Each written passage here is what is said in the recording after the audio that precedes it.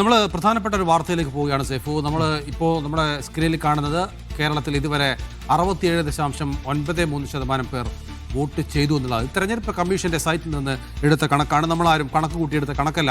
പക്ഷേ ഈ കണക്കിൽ ചില അവ്യക്തതകളുണ്ടോ എന്ന സംശയം ഉടലെടുത്തിരിക്കുകയാണ്.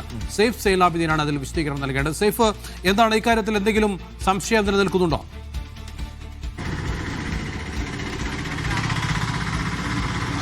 നൗഫൽ, അത് കൃത്യം 3 മണിക്ക് തെരഞ്ഞെടുപ്പ് കമ്മീഷന്റെ സൈറ്റിൽ വന്ന കണക്കാണ്. 67.38% പോളിംഗ് രേഖപ്പെടുത്തി എന്നുള്ളത് അത് നമ്മൾ റിപ്പോർട്ട് ചെയ്യുകയും ചെയ്തു.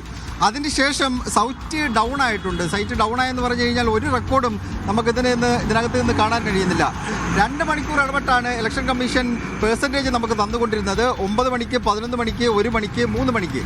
ഇപ്പോൾ ഇതുവരെ നമ്മൾ നോക്കുമ്പോൾ 9 മണിയുടെ, 1 മണിയുടെ, 11 മണിവരെയൊക്കെ ഉണ്ടായിരുന്നു, 3 മണി വരെയുള്ള ഉണ്ടായിരുന്നു. പക്ഷേ ഇപ്പോൾ നോക്കുകയാണെന്നുണ്ടെങ്കിൽ നോ റെക്കോർഡ്സ് ഫൗണ്ട് എന്നാണ് കാണിക്കുന്നത്. വീണ്ടും നമ്മളത് റിഫ്രഷ് ചെയ്ത് നോക്കുമ്പോൾ എറർ എന്നും കാണിക്കുന്നുണ്ട്. തെരഞ്ഞെടുപ്പ് കമ്മീഷനുമായി നമ്മൾ ബന്ധപ്പെട്ടിരുന്നു എന്താണ് കാര്യം എന്നറിയാൻ. സൈറ്റ് ഡൗൺ ആണോ എന്ന് തിരക്കിയിരുന്നു. പക്ഷേ അവർ പറയുന്നത് സൈറ്റ് ഡൗൺ അല്ല എന്നുള്ളതാണ്. നമ്മളിതിൻ്റെ സ്ക്രീൻഷോട്ട് അവർക്ക് അയച്ചു കൊടുത്തിട്ടുണ്ട്.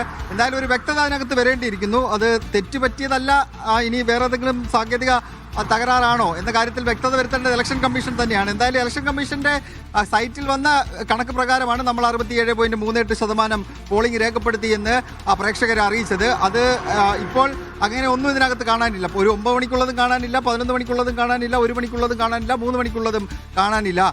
ഒരുപക്ഷെ വേറെ എന്തെങ്കിലും സാങ്കേതിക തടസ്സമായിരിക്കും. അല്പസമയത്തിന് തന്നെ അക്കാര്യത്തിൽ ഒരു വ്യക്തത ഉണ്ടാവുകയും ചെയ്യും. ഇലക്ഷൻ കമ്മീഷൻ നമുക്ക് ഇതിനെ കണക്കറിയാൻ വേണ്ടി 2 തരത്തിലുള്ള സൗകര്യമാണ് ഒരുക്കിയിരുന്നത്. ഒന്ന് ആപ്പുണ്ട്.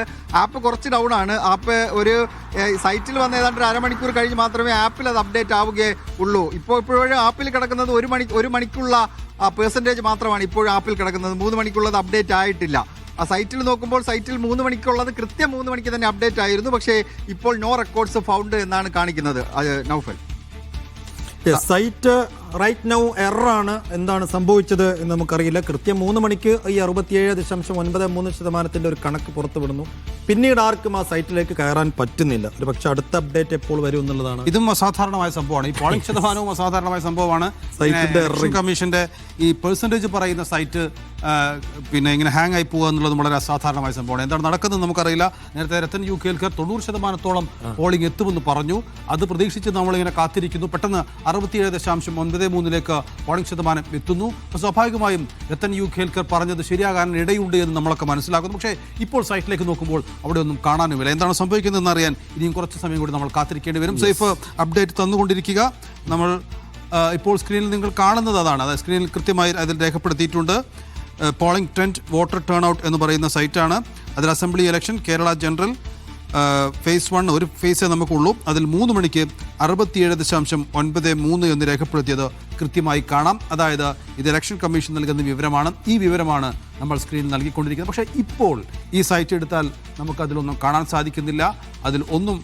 കാണാൻ സാധിക്കുന്നില്ല. പെർസെൻറ്റേജോ പഴയ പെർസെൻറ്റേജും അതിൽ കാണാൻ കഴിയാത്ത അവസ്ഥയാണ് നിലവിലുള്ളത്. എന്താണ് സംഭവിച്ചത് എന്ന് വിശദീകരിക്കേണ്ടത് ഇലക്ഷൻ കമ്മീഷൻ തന്നെയാണ്.